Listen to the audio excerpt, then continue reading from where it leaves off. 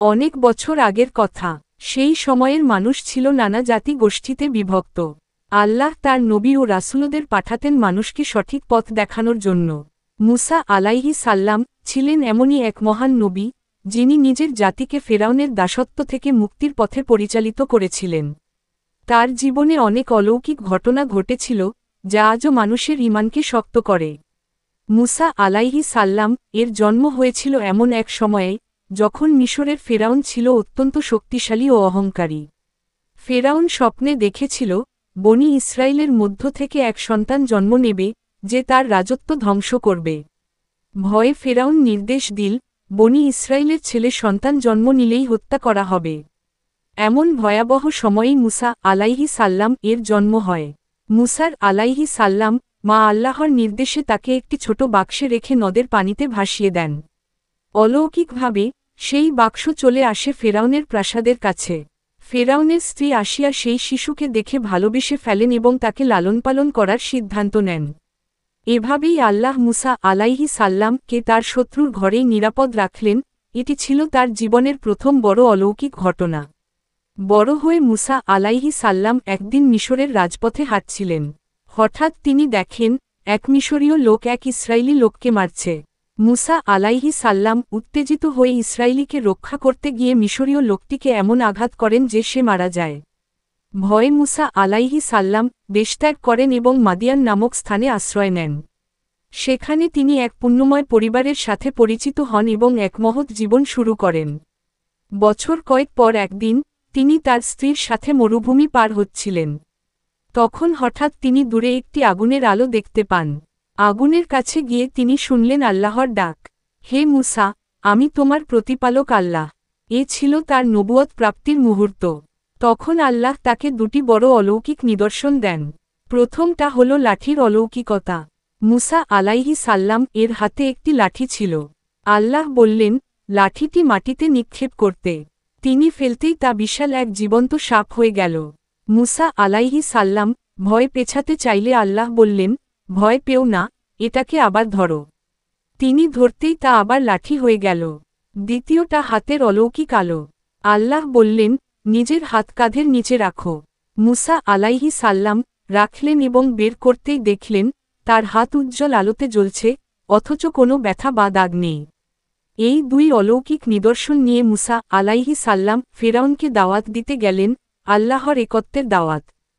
ফেরাউন তার কথায় কর্ণপাত তো করলি না, বরং নিজেকে ঈশ্বর দাবি করে চ্যালেঞ্জ করল।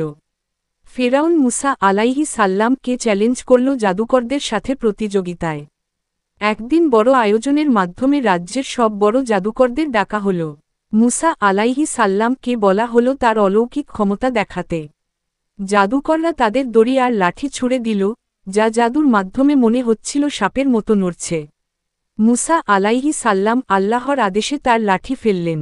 অলৌকিকভাবে লাঠিটি এক বিশাল সাপে পরিণত হল এবং সব জাদুকরদের দড়ি লাঠি গিলে ফেলল। এ দৃশ্য দেখে সব জাদুকর অবাক হয়ে মাটিতে সিজদায় লুটিয়ে পড়ল এবং ঘোষণা দিল, আমরা ঈমান আনলাম মুসা ও হারুনের প্রতিপালকের প্রতি। ফেরাউন ক্রোধে ফেটে পড়ল এবং জাদুকরদের কঠিন শাস্তি দেওয়ার হুমকি দিল, কিন্তু সত্যের প্রতি তাদের ঈমান অটুট রইল। এরপর আল্লাহ ফেরাউনের জাতির ওপর একের পর এক কঠিন শাস্তি নাজিল করলেন, খরার দুর্যোগ, পঙ্গপাল আক্রমণ, উকুনের মহামারী, ব্যাঙের প্লেগ, আর নীল নদীর পানি রক্তে পরিণত হওয়া। শেষ পর্যন্ত মুসা আলাইহিস সাল্লাম তার জাতিকে নিয়ে মিশর ছাড়লেন। ফেরাউন তার সৈন্যবাহিনী নিয়ে তাদের ধাওয়া করল। মুসা আলাইহিস সাল্লাম সমুদ্রের পাড়ে এসে দাঁড়ান। সামনে বিশাল জলরাশি, পিছনে ফেরাউনের বাহিনী। আল্লাহ তখন মুসা আলাইহিস সাল্লামকে নির্দেশ দিলেন তার লাঠি দিয়ে সমুদ্রের উপর আঘাত করতে। তিনি আঘাত করতেই বিশাল সমুদ্র ভাগ হয়ে গেল এবং মাঝখানে একটি শুকনো পথ তৈরি হল।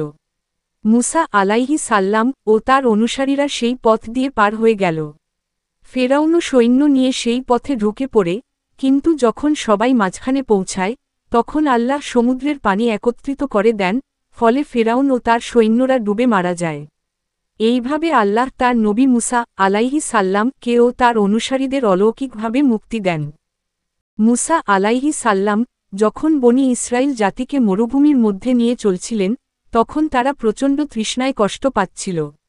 তারা মুসা আলাইহি সাল্লাম এর কাছে পানি চাইল। তখন আল্লাহ তাকে আদেশ দিলেন, তোমার লাঠি দিয়ে পাথরে আঘাত করো। মুসা আলাইহি সাল্লাম যখন তার লাঠি দিয়ে নির্দিষ্ট এক পাথরে আঘাত করলেন, তখন অলৌকিকভাবে সেই পাথর থেকে 12টি ঝর্ণা ফুটে বেরিয়ে এলো। প্রত্যেকটি গোত্রের জন্য আলাদা আলাদা ঝর্ণা। সুতরাং গোত্রভেদে প্রত্যেকে তাদের পানির উৎস পেয়ে গেল। মুসা আলাইহি সাল্লাম আল্লাহর আদেশে বনি ইসরাইল জাতিকে ফেরাউনের দাসত্ব থেকে মুক্ত করেছিলেন। সমুদ্র পার হওয়ার পরে তারা এক বিশাল মরুভূমিতে অবস্থান করতে লাগল। তখন আল্লাহ মুসা আলাইহি সাল্লামকে তুর পাহাড়ে ডাকলেন, যাতে তিনি ওহী তৌরাত লাভ করতে পারেন, যেটা হবে তাদের জন্য জীবন পরিচালনার নির্দেশিকা। মুসা আলাইহি সাল্লাম বনি ইসরাইলকে হারুন আলাইহি সাল্লাম এর তত্ত্বাবধানে রেখে 40 দিন ও রাতের জন্য তুর পাহাড়ে চলে যান। যাওয়ার সময় তিনি জাতিকে সাবধান করে দিয়ে গিয়েছিলেন, তোমরা সত্যের ওপর অটল থাকবে, কোনো অন্যায় করো না, ধৈর্য ধরো। কিন্তু মুসা আলাইহি সাল্লাম ফিরে যেতে দেরি করায় বনি ইসরাইলের একটি দল অস্থির হয়ে পড়ে। তখন তাদের মধ্যে শামিরি নামের এক প্রতারক লোক উঠে আসে। সে বলল, মুসা তো আর ফিরছে না, এসো আমরা নিজেদের জন্য একটি দেবতা বানাই, যাকে আমরা পূজা করতে পারব। শামিরি জনগণকে বলল তাদের কাছে থাকা সোনা গহনা সংগ্রহ করতে। সবাই নিজেদের অলংকার এনে দিল। শামিরি সেসব গলিয়ে এক সোনার বাছুর তৈরি করল। আল্লাহর পক্ষ থেকে এক পরীক্ষা হিসেবে শামিরির তৈরি করা বাছুরের মুখ থেকে হালকা শব্দ বের হতো, যেন জীবন্ত প্রাণীর মতো মনে হয়। শামিরি বলল, এই বাছুরই আমাদের ঈশ্বর। বনি ইসরাইলের একটি বড় অংশ এই মূর্তিকে সত্যিকার ঈশ্বর ভেবে পূজা শুরু করে দিল। হারুন আলাইহি সাল্লাম তাদের বারবার সতর্ক করলেন, হে আমার জাতি, এ তো কেবল একটি মূর্তি, এটা তোমাদের উপকার বা ক্ষতি করতে পারে না। আল্লাহই একমাত্র উপাস্য। মুসা আলাইহি সাল্লাম শীঘ্রই ফিরে আসবেন। কিন্তু অধিকাংশ মানুষ হারুনের কথা শুনল না। তারা সোনার বাছুরের পূজায় মত্ত রইল। কিছুদিন পর মুসা আলাইহি সাল্লাম তুর পাহাড় থেকে ফিরে এলেন। তিনি হাতে বহন করছিলেন আল্লাহর দেয়া তৌরাতের ফলক। ফিরে এসে মুসা আলাইহি সাল্লাম দেখলেন তার জাতি মূর্তিপূজায় লিপ্ত। তখন তিনি অত্যন্ত রেগে গেলেন।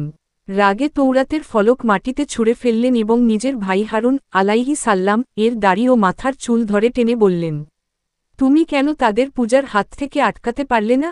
হারুন আলাইহি সাল্লাম বললেন, হে আমার ভাই, আমি তো তাদের সতর্ক করেছিলাম, কিন্তু আমি ভয় পেয়েছিলাম যদি আমি করা হই তবে তারা বিভক্ত হয়ে পড়বে এবং তুমি ফিরে এসে আমাকেই দোষারোপ করবে। তাই ধৈর্য ধরেছিলাম। মুসা আলাইহি সাল্লাম তখন শান্ত হলেন এবং বুঝলেন মূল দোষ শামিরির। তিনি শামিরিকে ডেকে করা ভাষায় জিজ্ঞেস করলেন। শামিরি বলল, সে এক বিশেষ জ্ঞান ও কৌশলের মাধ্যমে বাছুর বানিয়েছিল। তখন মুসা আলাইহি সাল্লাম ঘোষণা দিলেন, শামিরি সমাজ থেকে বিচ্ছিন্ন থাকবে, কারো সাথে কথা বলতে পারবে না, আর সোনার বাছুর মূর্তিটি ভেঙে পুড়িয়ে ছাই করে তা নদীতে ছুঁড়ে ফেলা হবে। মুসা আলাইহি সাল্লাম এরপর আল্লাহর কাছে ক্ষমা প্রার্থনা করলেন তার জাতির জন্য। আল্লাহ ক্ষমাশীল ছিলেন, কিন্তু বনি ইসরাইলকে বুঝিয়ে দিলেন সত্যের পথ থেকে সামান্য বিচ্যুতিও কত বড় অপরাধ।